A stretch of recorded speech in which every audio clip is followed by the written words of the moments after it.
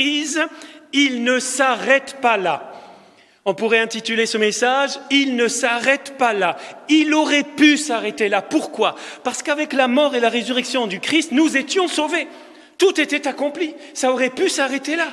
Qu'est-ce qui allait inventer Jésus là ?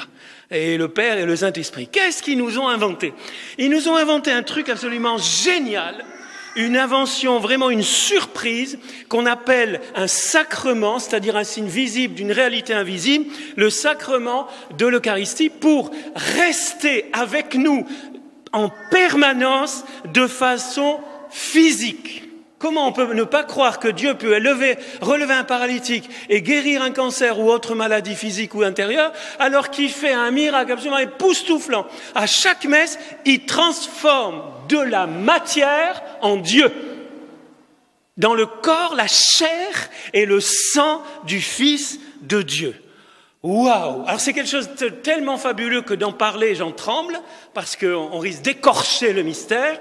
Et c'est à la fois tellement simple, puisque Jésus a choisi, Dieu a choisi ce signe du pain et du vin, qui n'est plus un symbole après la consécration, mais qui est vraiment le corps et le sang de Jésus. C'est un cadeau tellement extraordinaire. Un cadeau dont nous ne réalisons pas la valeur parce qu'il n'a pas de prix. Un cadeau qui dure jusqu'à la fin des temps. C'est pas un petit cadeau qu'il aurait donné pour les premiers chrétiens. Allez, je vous donne une petite Eucharistie là pour 2-3 siècles, puis après fini. Non. Vous avez dans la lettre aux Corinthiens où Paul nous parle de l'Eucharistie, il dit chaque fois que vous mangez ce pain et que vous buvez cette coupe, vous proclamez l'amour du Seigneur jusqu'à ce qu'il... On y va ? Jusqu'à ce qu'il vienne dans la gloire. Il est déjà venu dans la chair. Il est mort, il est ressuscité. Un jour, il va venir dans la gloire. Alors, c'est un cadeau tellement inestimable que, malheureusement, nous pensons le connaître. Ça fait 34 ans que je célèbre la messe tous les jours, grâce à Dieu. Jamais j'ai manqué la messe. Ça, c'est une grâce, parce que j'aurais pu être malade, tout ça. Sauf, bien sûr, le vendredi saint, il n'y a pas de messe. Le samedi saint. Mais sinon, et pourtant, je vais vous confesser quelque chose. N'écoutez pas, là, non. J'arrive pas à m'habituer. J'ai essayé. J'arrive pas à m'habituer. C'est tellement fantastique. L'ennemi de la messe et de l'Eucharistie, c'est la routine. C'est cette mauvaise routine. Il faut prendre la bonne habitude de venir à la messe, mais par contre, la routine, non. Fantastique. Mais ce que j'aimerais vous dire aujourd'hui, parce que je pourrais vous parler des heures et des heures, il y en a qui commencent à avoir peur. Ceux qui me connaissent, ils se disent, il est parti pour 1 heure d'homélie. Bon. J'ai regardé l'heure du début. Par contre, je voudrais partir d'une constatation pour vous lancer une invitation. Constatation. On a parfois tendance à réduire l'Eucharistie à la communion eucharistique. Je répète.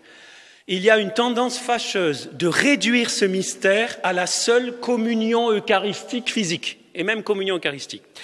Non pas que la communion au corps et au sang du Seigneur soit secondaire, c'est même le sommet. La pleine participation à la messe propose et inclut cette communion eucharistique. Et même la communion eucharistique et la célébration eucharistique est le sommet et la source de toute la mission de l'Église. Mais pas simplement et seulement la communion. Loin de moi de vouloir en ce moment rabaisser ce mystère. D'ailleurs, j'invite tous ceux qui peuvent communier physiquement à se remettre en cause aujourd'hui et à se dire comment est-ce que je communie. Mais je ne pars pas là-dessus parce que là, il y en a au moins pour 20 minutes en plus, sur comment est-ce que je communie. Est-ce que je reconnais vraiment le corps et le sang du Christ ? Est-ce que je communie, que ce soit, pardonnez-moi, dans la main ou dans la bouche ? C'est pas ça qui compte. Ce qui compte, c'est qu'on communie dignement, c'est-à-dire vraiment, d'abord qu'on se prépare, etc. Mais ça sera... Je vous en parlerai une autre fois. Ce que je veux dire, c'est que le mystère eucharistique, ce miracle, dépasse infiniment un seul moment. Il n'est pas limité à un moment. Jésus n'est pas prisonnier du rite. Jésus vient pour tous. Ce mystère est pour tous. Absolument tous ceux qui veulent l'accueillir. Bien sûr, avec préparation, etc. J'en dirai un mot à la fin si j'ai le temps. Mais l'invitation est pour tous. Et voilà pourquoi il nous faut, les amis, et je vous invite, partant de cette constatation, souvent on réduit le mystère à un bout de rite, même pas un rite, mais à un bout de rite, je vous invite, c'est mon invitation aujourd'hui, à élargir vos horizons. Prenez votre intelligence, là, votre conception des choses, vous l'élargissez, vous dites au Saint-Esprit, élargis mes horizons pour entrer davantage dans ce mystère et le partager, donner aux autres. Parce que c'est un cadeau pour tous. Vous savez, vous avez entendu l'histoire de la manne. Qui est-ce qui sait ce que c'est la manne? Levez la main. La manne, M-A-2-N-E. Vous savez ce que c'est la manne? Vous irez lire dans le livre de l'Exode, etc. D'ailleurs, en langage d'aujourd'hui, il y a l'expression qui est passée en français, c'est une manne ou c'est de la manne, pour dire que c'est quelque chose qui tombe du ciel par surprise. Et cette manne qui était ce pain donné par Dieu, ou cette nourriture plutôt, était une nourriture miraculeuse déjà, est une préfiguration de l'Eucharistie, du corps et du sang de Jésus. Ça, c'est sûr. Mais il y a une chose que vous ne savez peut-être pas de la manne. C'est ce qu'en dit la sagesse au chapitre 16. Est-ce que certains savent ce que dit le livre de la sagesse de la manne? Tu donnais à ton peuple une nourriture d'ange. Tu envoyais du ciel un pain tout préparé, obtenu sans effort, un pain aux multiples saveurs qui comblait tous les goûts. Qui aime le gâteau au chocolat? Qui aime la tarte aux fraises? Qui aime la tarte au citron? Eh bien, il y en a qui aiment tout, gourmand. Si vous étiez avec le peuple d'Israël au moment de la manne, vous mangiez la manne. Si vous aimiez les fraises, ça avait le goût de fraises. Je crois qu'aucune start-up n'a inventé une nourriture comme ça. Une nourriture, vous la mangez, ça prend le goût de ce que vous préférez. Dangereux pour les gourmands, Mais c'est génial, mais c'est ce que dit la sagesse. Qui comblait tous les goûts, substance qui révélait ta douceur envers tes enfants, qui servait le désir de chacun et s'accordait à ses vœux. Se prêtant une fois encore à toute transformation, la manne était au service de ce que tu donnais, une nourriture universelle, accordée au désir de ceux qui t'imploraient. Quelle préfiguration de l'Eucharistie! Une nourriture universelle qui rejoint chacun dans ses besoins, qui nous prend là où nous en sommes du chemin. Ce pain de la route, ce viatique pour le voyage, qui s'adapte à nos besoins. Waouh! Mais vous vous rendez compte, si je cite tout, ça va être trop long, je vais être beaucoup trop long. Mais un pain aux multiples saveurs qui comblait tous les goûts. Vous voyez, je vois là une preuve de ce que je suis en train de vous dire, c'est que l'Eucharistie, elle est pour tous et elle s'adapte à tous. Alors, rapidement, je vous propose 3 angles d'approche de ce mystère. Très rapidement, vous allez voir, ça va aller vite. 3 angles. Un mystère de visitation, un mystère de transformation et un mystère de mission. Visitation, transformation, mission. Donc Jésus nous visite pour rester avec nous. Et moi, je suis avec vous tous les jours jusqu'à la fin du monde. Moi, j'ai résumé ça en disant, l'Eucharistie, c'est à la fois Yeshua et Immanuel. C'est à la fois Yeshua, Jésus qui sauve, c'est Jésus en hébreu, et c'est à la fois Immanuel, il est l'Emmanuel, Dieu avec nous. Mystère de visitation, mystère de transformation, une double transformation. C'est-à-dire que la substance est transformée. C'est plus la substance du pain et du vin, c'est la substance de Jésus-Christ, Fils de Dieu, du corps et du sang de Jésus. Mais pas simplement une transsubstantiation, une transformation des éléments, c'est aussi une transformation de l'Assemblée, de nous-mêmes. En fait, c'est un mystère si nous nous laissons faire, si nous vivons la messe à fond, à chaque fois, je vais vous dire, les amis, vous rentrez, vous sortez, vous n'êtes plus les mêmes. Et puis enfin, un mystère de mission. Et je vais finir par là. Dans ce sacrement, Dieu nous envoie en mission. C'est la vocation de la Fraternité missionnaire Jean-Paul II, pour ceux qui sont intéressés, c'est de vider les églises. C'est de dire, ne restez pas là, attendez la fin de la messe. Mais après, on vous renvoie pas. Allez à la maison, ça a été assez long. On vous envoie en mission.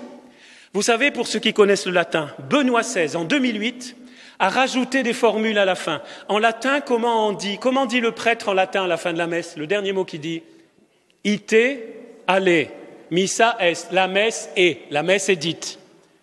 Allez, la messe est dite. Ça veut pas dire bon débarras, ça a été trop long, enfin on rentre à la maison pour manger le steak frites. Non. Ça veut dire on est envoyé en mission. Et Benoît XVI en 2008, écoutez bien, a rajouté des formules. On peut dire aussi ite ad evangelium domini nunciandum. C'est évident. Vous avez tous compris. C'est-à-dire aller en annonçant l'évangile du Seigneur. Allez annoncer l'évangile. Il a rajouté aussi « Ite in pace glorificando vita vestra Dominum ». Allez en paix en glorifiant le Seigneur par votre vie, pour témoigner. Voyez, on est envoyé en mission. Alors pour conclure, nous avons deux solutions avec l'Eucharistie, où nous la voyons comme quelque chose de statique. Nous concevons ce sacrement comme mon petit Jésus à moi, ma petite communion.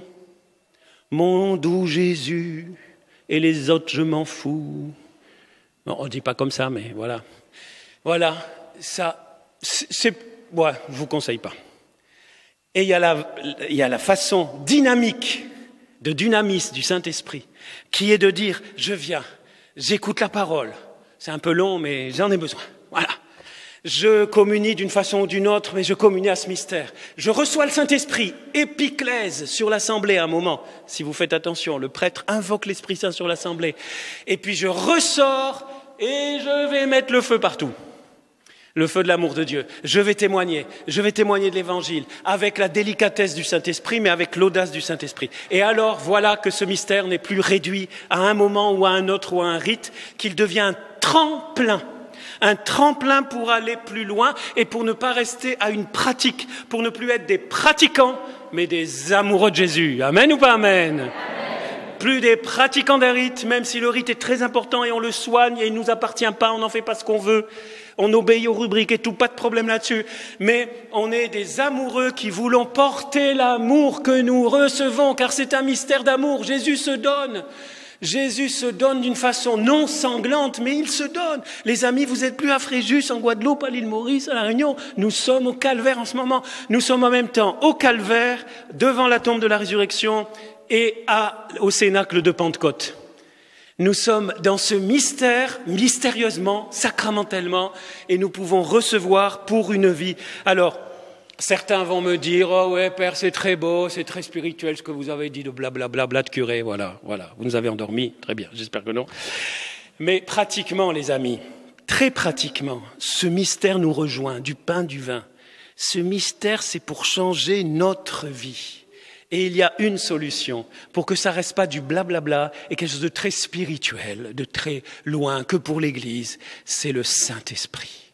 C'est de demander à ce cher Saint-Esprit, Saint-Esprit, toi qui as inspiré, toi par qui la transformation va être possible, toi qui vas traverser les mains du Père Robert et du Père Pierre, et puis ça va, elles sont pas cramées, mais voilà, ça traverse les mains, tchouk, et puis ça c'est fou, hein. S'il y en a qui m'écoutent, des jeunes hommes qui savent pas quoi faire, c'est super d'être prêtre, au passage. Voilà. Et le Saint-Esprit, les amis, je vous invite, ceux qui m'écoutaient là sur Internet ou à l'église, je vous invite à continuer à demander au Saint-Esprit pour qu'il vous éclaire et qu'au-delà des pauvres paroles qu'on peut partager sur l'Eucharistie, il vous fasse comprendre que c'est un mystère qui change notre vie et que nous avons besoin, que j'ai pas envie d'aller à la messe et le curé il est comme ça. C'est toujours la faute du curé d'ailleurs, ou des prêtres, hein, voilà. Mais si vous allez à la messe pour le curé, n'y allez plus. Si vous n'allez pas à la messe pour Jésus, retournez à la maison. Ça sert à rien. Si vous choisissez votre messe pour la coupe de cheveux du curé ou parce qu'il parle bien, vous serez déçus. Parce que même les meilleurs prédicateurs, un jour, ils peuvent faire des gaffes et puis vous allez tomber de haut. On ne suit pas un prêtre, on suit Jésus. Amen ou pas amen? Pardonnez-moi de m'exciter, mais je suis pas en colère. Je suis pied noir, c'est tout. Je suis pas en colère. Je vais finir, parce que j'étais un peu long aujourd'hui, mais je vais finir, les amis, par une belle prière de Saint Éphrem pour vous inviter à demander le Saint-Esprit, à prier le Saint-Esprit. Ceux qui veulent peuvent se joindre à moi. Dans ton pain se cache l'esprit qui ne peut être consommé. Dans ton vin se trouve le feu qui ne peut être bu. L'esprit dans ton pain, le feu dans ton vin. Voilà une merveille accueillie par nos lèvres. Le feu de la grâce descend sur le pain et y reste. Au lieu du feu qui détruisit l'homme, nous avons mangé le feu dans le pain et nous avons été vivifiés. Au nom du Père et du Fils et du Saint-Esprit. Amen.